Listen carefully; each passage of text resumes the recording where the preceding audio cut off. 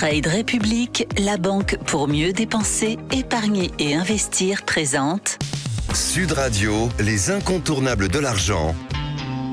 Thomas Binet. Bienvenue dans ce nouvel épisode d'Oser investir, les incontournables de l'argent. Je suis accompagné de Mathias Bassino. Bonsoir Mathias. Bonsoir Thomas. Mathias, vous êtes directeur des marchés européens de la néobanque Trade Republic. On va parler d'épargne salariale, de participation, d'intéressement. Alors Mathias, est-ce que ces dispositifs marchent toujours aujourd'hui ? Non seulement ils marchent toujours, mais ils ont joué un rôle très important dans le développement de la culture économique et financière en France. Donc j'aime bien toujours les replacer dans leur contexte parce que peu de gens savent d'où viennent ces dispositifs, mais c'est pour moi important. Ce sont des dispositifs, l'intéressement et la participation, qui ont été créés au milieu du XXe siècle par le général de Gaulle, qui voulait adapter le capitalisme à la française. On sait qu'en Allemagne, il y a un capitalisme qui fonctionne très bien parce que les parties prenantes, les syndicats, les employés et les dirigeants sont associés à des prises de décision. L'intéressement et la participation font participer les employés au succès de l'entreprise. Ça, c'est très important pour créer de la cohésion sociale. C'est ce que voulait le général de Gaulle. Un capitalisme de participation. Alors, ça permet très simplement de partager avec les employés d'une entreprise les bénéfices qui sont générés par cette entreprise. Il y a tout un tas de spécificités évidemment techniques, mais ça fonctionne très très bien. C'est obligatoire dans les entreprises de plus de 50 salariés. Ça permet évidemment de bénéficier aussi d'une fiscalité avantageuse.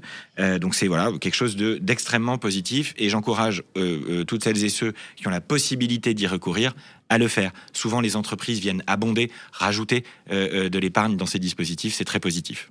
Alors tout ça, c'est intéressant, Mathias, mais alors on va parler gros sous. Ça rapporte combien ? Alors, c'est un très gros marché. Oui. Aujourd'hui, on a plus de 13 millions de salariés qui sont concernés.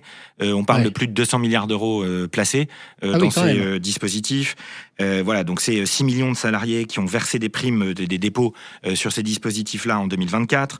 Le montant moyen, c'était 3 600 euros, donc c'est un bon niveau d'épargne quand même quand on y pense sur une année. Et ce qui est intéressant, c'est que comme les dispositifs sont des dispositifs plutôt diversifiés, plutôt rassurants, plutôt moins risqués qu'un investissement boursier autonome, ils font moins peur, ils permettent de s'y mettre. Et c'est en ça que moi, ils m'intéressent beaucoup. C'est un premier contact plus facile pour les gens avec l'investissement. Donc c'est quelque chose de, à nouveau, très positif. Les plans d'épargne d'entreprise ont été mentionnés précédemment. Ouais. Concrètement, comment ça peut aider les gens à prendre leur argent en main ? Alors l'enjeu, c'est que vous en avez plusieurs types. Vous avez les plans d'épargne pour la retraite collectif, le PERCO. Vous avez le plan d'épargne retraite, le PERE pour l'entreprise. Ce sont les deux derniers qui sont plutôt intéressants pour de l'investissement à long terme et surtout pour préparer votre retraite. Les PER d'entreprise et PERCO concernent plus de 6 millions de Français pour plus de 45 milliards d'euros placés. Mon principal sujet sur ces dispositifs, ce sont les frais, parce que souvent ils sont appuyés sur des fonds gérés activement qui ont des frais relativement élevés. J'encourage les gestionnaires de plans épargne entreprise à intégrer des ETF dans leurs dispositifs. Ça ne sera que positif. Les Exchange Traded Fund sont des fonds indiciels et si vous ne les connaissez pas, c'est ce que vous devez rechercher sur un moteur de recherche ou une IA dès ce soir. D'accord. Merci Mathias pour votre analyse. On vous retrouve mardi prochain pour un autre numéro d'Oser investir, les incontournables de l'argent. Et pour ce qui me concerne, je vous retrouve tous les soirs de la semaine à 18h50 et dimanche matin dès 9h30 sur Sud Radio dans la matinale week-end. Sud Radio, les incontournables de l'argent.